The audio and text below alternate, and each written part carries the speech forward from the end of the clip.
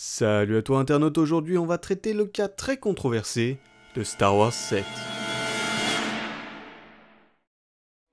Nous y voilà, le 8ème épisode de la saga arrive et secoue la communauté. Sa sortie est attendue par beaucoup, redoutée par certains, et les théories inondent internet. Il est donc temps de se remémorer ce avec quoi Disney nous a laissé, en revenant sur l'épisode précédent, le réveil de la Force.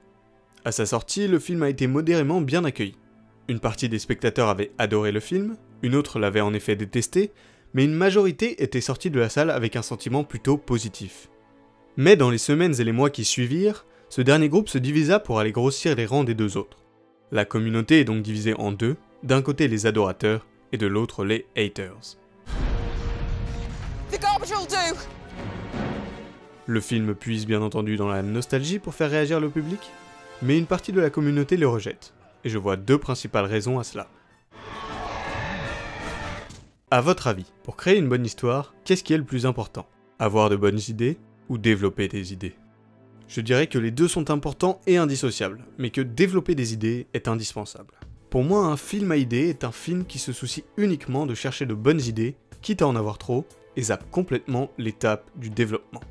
C'est une erreur importante et c'est dans celle-ci que tombe Star Wars 7. Passons donc en revue les bonnes idées proposées par le réveil de la Force. Introduire différentes organisations comme la Nouvelle République, le Premier Ordre et la Résistance, qui essayent de combler le vide politique laissé par la chute de l'Empire, était une idée intéressante. Mais malheureusement, le film ne nous laisse pas la possibilité de mesurer leur importance et leur impact sur la galaxie, surtout en ce qui concerne la Nouvelle République. Introduire un vieil allié porteur de connaissances oubliées et d'informations précieuses aurait été un plus pour le film si on nous avait donné un peu plus de background sur lui et si on ne l'avait pas fait mourir au bout de quelques minutes. Personnifier un Stormtrooper était sûrement la meilleure idée de ce film.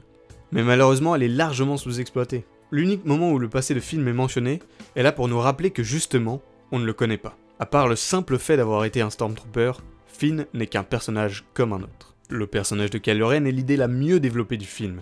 Faire d'un personnage qui aurait forcément été un wannabe Vador, un personnage qui veut réellement être comme Vador, c'est une bonne et intelligente façon de contourner le problème. Bien sûr, on aurait aimé avoir plus de précisions sur les Chevaliers de Ren et la destruction du Nouvel Ordre Jedi, mais sa relation avec Vador et l'appel de la lumière qu'il ressent sont très intéressants. Faire vivre l'héroïne sur un ancien champ de bataille et faire d'elle une pilleuse d'épave lui apporte des connaissances techniques, certes, mais des connaissances historiques ou tactiques, non? Ah, bon. Tout le monde cherche Luke depuis qu'il a disparu. Mais pourquoi? Tout le monde sait qu'il est parti en exil, mais pourquoi est-il si primordial? Dites-le nous, s'il vous plaît. Le rapport de force entre la Résistance et le Premier Ordre avant Starkiller semble être équivalent, voire en faveur de la Résistance. C'est intéressant ça! Pourquoi on n'en sait pas plus? Et pour finir sur une bonne note, la mort de Han Solo est plutôt intéressante, surtout quand on sait que c'est Leia qui a forcé Han à ramener son fils, et qui l'a tué d'une certaine façon. En plus de ça, Han Solo, qui a failli y passer pas mal de fois mais a toujours résisté, se fait tuer par son fils en essayant de le sauver. Et ça c'est beau. Et triste aussi.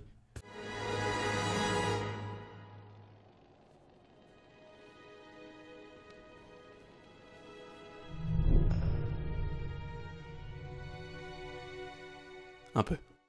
Cela nous fait donc un total de 8 bonnes idées dont 2 développées de façon plutôt correcte, ce qui fait beaucoup pour pas grand chose. 3 voire 4 bonnes idées bien développées auraient largement suffi. Mais cela montre aussi que Star Wars 7 aurait pu avoir de bonnes bases si Disney et J.J. Abrams avaient accepté de prendre plus de risques. Ce qui nous amène donc à notre deuxième point. Si je devais analyser la communauté Star Wars avant l'épisode 7, je dirais qu'elle est séparée en différents groupes. Un qui glorifie la trilogie originale et condamne la prélogie. Il existe sûrement un petit groupe qui adore la prélogie et déteste la trilogie originale, mais il est négligeable. Et surtout, un important groupe qui apprécie les deux trilogies.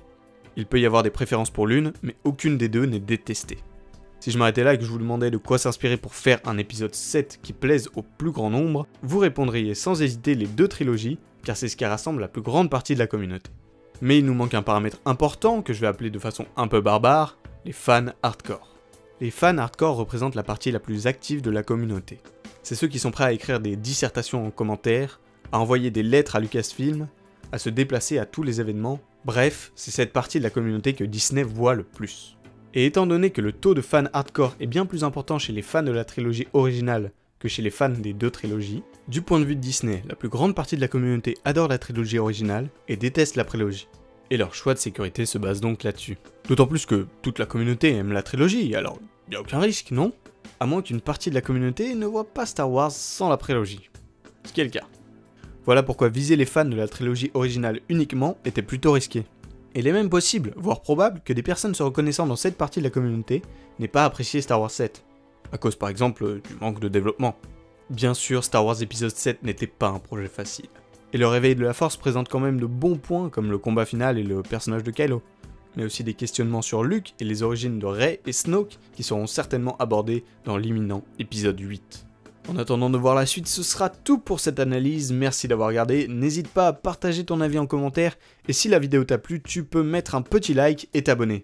Allez, ciao!